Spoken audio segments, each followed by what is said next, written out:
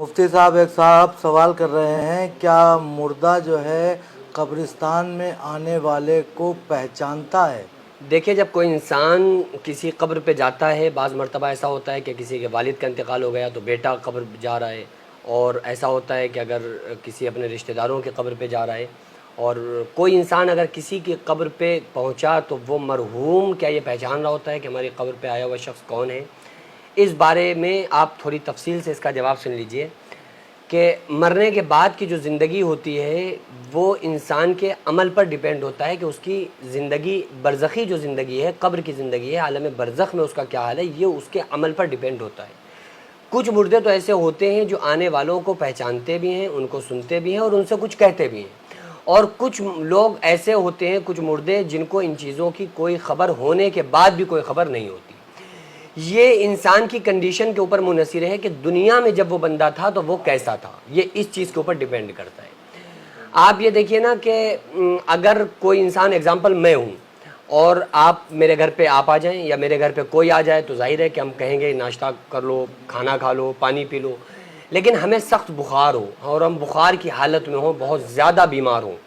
اب آپ آ جائیں تو اب ہم آپ سے کہیں گے کہ آپ کھانا کھا لو، پانی پی لو، یا یہ کر لو، وہ کر لو، کیونکہ ہماری آنکھیں آپ کو دیکھ تو رہی ہیں لیکن کچھ بولنے کے لائق نہیں ہیں۔ ہماری آنکھیں دیکھ رہی ہیں لیکن زبان کچھ کہنے کے قابل نہیں ہے۔ تو اسی طرح سے جو مرحوم کی جو کنڈیشن ہوتی ہے وہ انسان کے عمل پر ڈیپینڈ ہے کہ اگر دنیا میں انسان اچھی زندگی بسر کرتا ہے، اچھی زندگی سے مراد یہ کہ اللہ اور اس کے رسول صلی اللہ علیہ وآلہ وسلم کا پیروکار بن کر زندگی گزارتا ہے، تو قبر میں جو اس کی لائف ہوتی ہے وہ 3 طرح کی ہوتی ہے۔ کچھ لوگوں کے بارے میں آقا علیہ الصلوۃ والسلام نے ارشاد فرمایا کہ نیک لوگ، نیک روحیں جو ہوتی ہیں ان کا مقام علیجین میں ہے اور ان کی روحوں کو علیجین میں رکھ دیا جاتا ہے۔ علیجین ایک بہت اچھی جگہ ہے۔ کچھ روحیں ایسی ہوتی ہیں جن کو جنت کے پرندوں کی پوٹوں میں ان کی روحوں کو رکھ دیا جاتا ہے اور وہ جنت کی سیر کرتی رہتی ہیں روحیں، اور کچھ روحیں ایسی ہوتی ہیں جن سے یہ کہا جاتا ہے کہ ایسے سو جا جیسے نئی نویلی دلہن سوتی ہے۔ تو اب وہ روحیں جو مرحومین ہوتے ہیں وہ سو جاتے ہیں، پھر انہیں سوائے قیامت کے زلزلے کے کوئی چیز ان کو نہیں اٹھا سکتی، بیدار نہیں کر سکتی ہے۔ تو یہ تو کنڈیشن کے اوپر منحصر ہے۔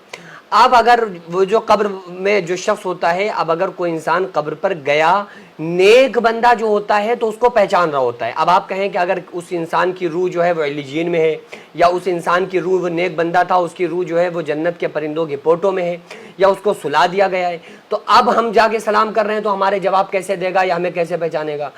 تو دیکھیے، چاہے روح علیجین میں ہو یا گناہگار کی روح سجین میں ہو، چاہے اس کی روح کو پرندوں کی پوٹوں میں رکھ دیا جائے، روح کہیں بھی رہے لیکن اس روح کا تعلق مردے کے جسم کے ساتھ ضرور ہوتا ہے، کیونکہ عذاب جو ہوتا ہے وہ روح پر ہوتا ہے یا جسم پر ہوتا ہے؟ ظاہر ہے کہ جسم پر ہوتا ہے، روح اس کے جسم میں ہوتی ہے، اور وہ جب جسم پر عذاب ہوتا ہے تو وہ روح پر بھی عذاب ہو رہا ہے، روح بھی اس عذاب کی تکلیف کو محسوس کر رہی ہے اور جسم بھی محسوس کرتا ہے۔ تو اسی طرح سے چاہے وہ انسان اچھا ہو یا برا ہو، گناہگار ہو یا نیک ہو، چاہے اس کی روح کہیں بھی ہو لیکن اس کا تعلق اس کی باڈی کے ساتھ ضرور ہوتا ہے۔ تو جو باڈی جہاں رکھتے ہیں وہی قبر ہوتی ہے، ہم لوگ وہیں جاتے ہیں۔ تو وہ نیک بندہ پہچان بھی رہا ہوتا ہے کہ ہماری قبر پہ کون شخص آیا ہوا ہے، اور اچھی کنڈیشن میں ہوتا ہے تو وہ جواب بھی دیتا ہے۔ گناہگار بندہ وہ پہچان تو لیتا ہے کہ ہاں ہمارا یہ فلاں شخص ہے، ہمارا رشتہ دار ہے، عزیز و قارب میں سے،